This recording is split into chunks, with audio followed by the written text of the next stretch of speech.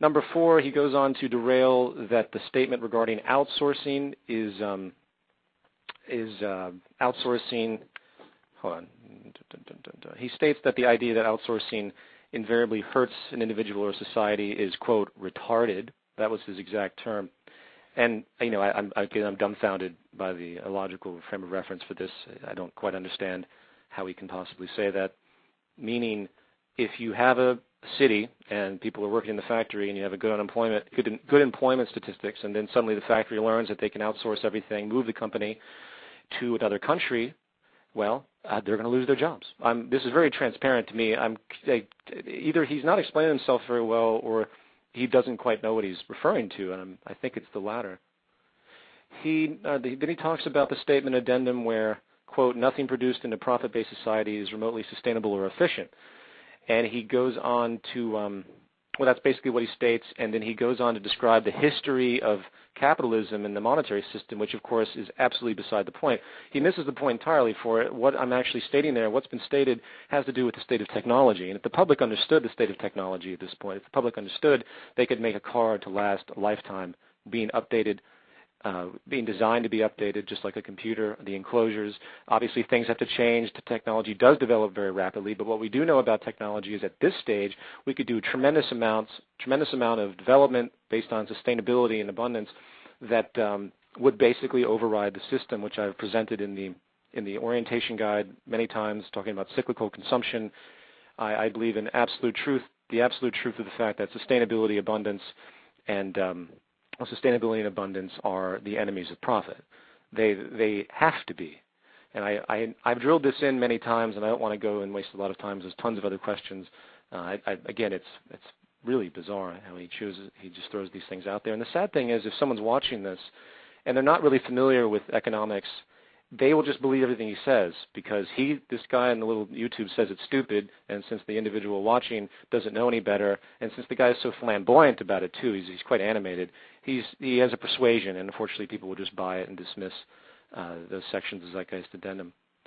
He attacks the statement that abundance is bad for profit. Well, how can you attack that statement?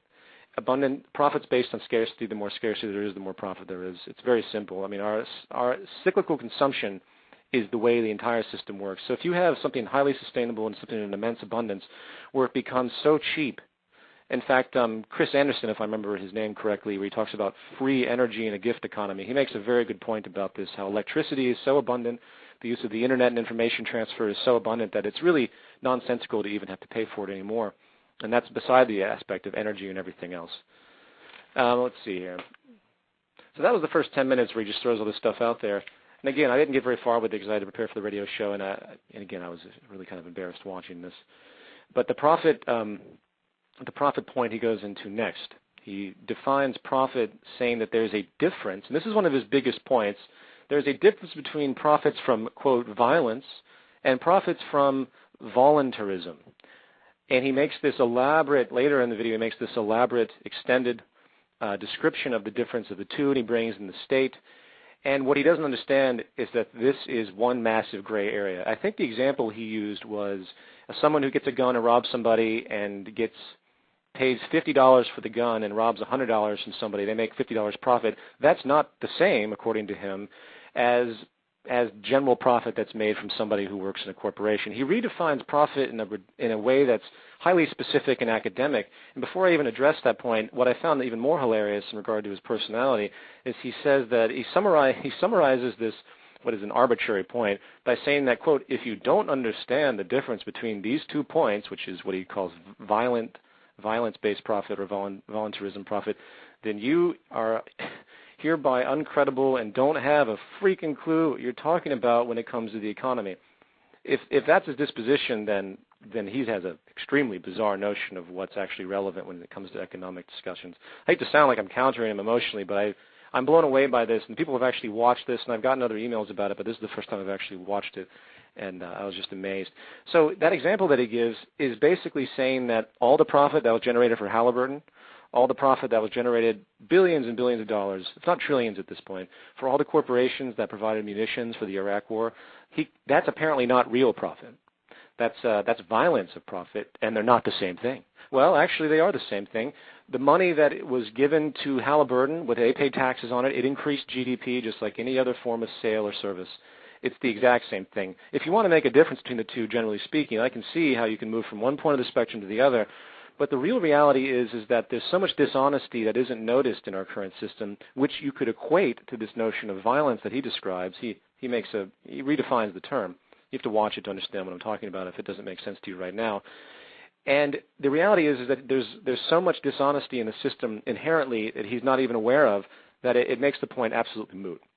The entire basis of acquiring profit and the gaming strategy necessary is inherently violent from top to bottom. It's simply picking what matter of degree you want to go with.